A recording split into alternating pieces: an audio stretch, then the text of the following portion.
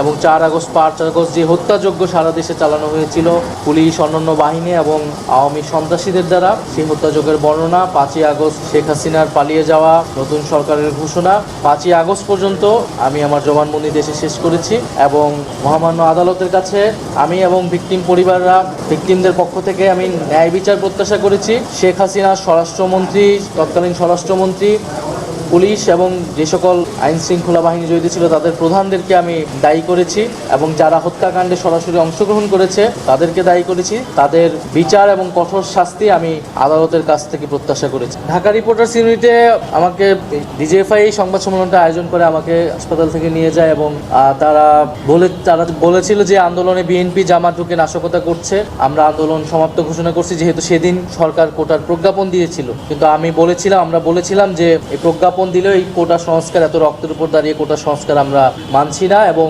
আমাদের ভাইদের বোনদের হত্যার দাবিতে এই আন্দোলন চলমান থাকবে।